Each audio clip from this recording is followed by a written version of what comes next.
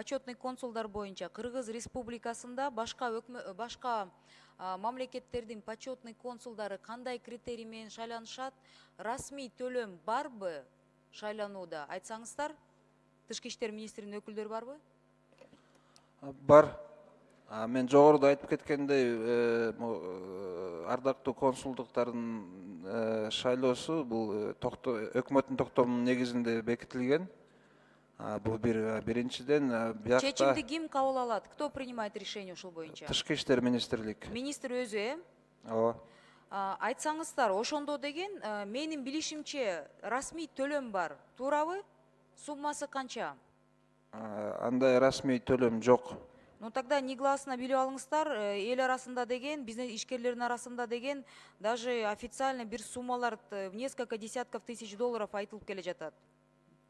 Сиз аны ким алат ошону деген мындай кызыктай информация да? Ким алат бекен? Эгерде сизде андай маалымат болсо, бизге жиберсеңиз, биз анда компетенттүү органдарга жибергенге даярбыз.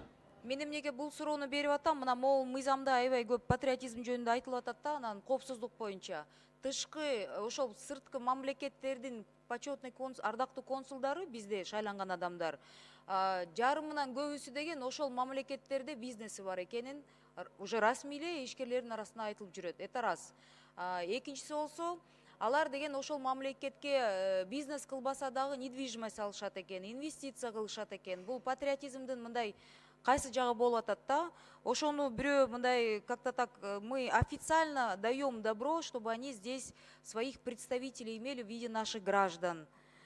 Критерийлерди караганда кандай критерий менен тандайсыздар? Ошону айтсаңыздар.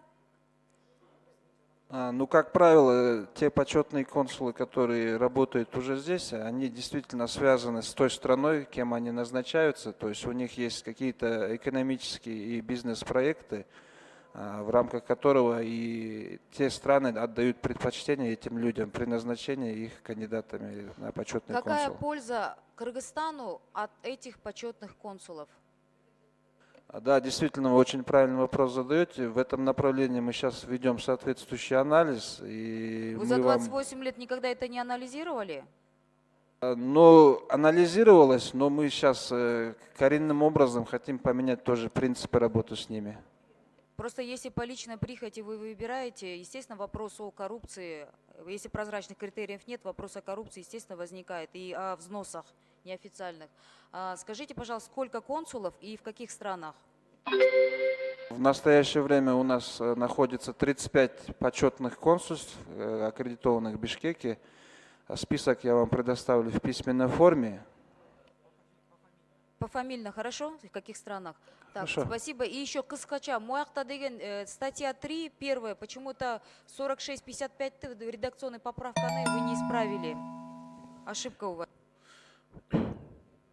Я согласен, Эльвира Джергалбековна, здесь не 55 цифра, а 52 должна быть. Это такая редакционная, пятерка на двойку.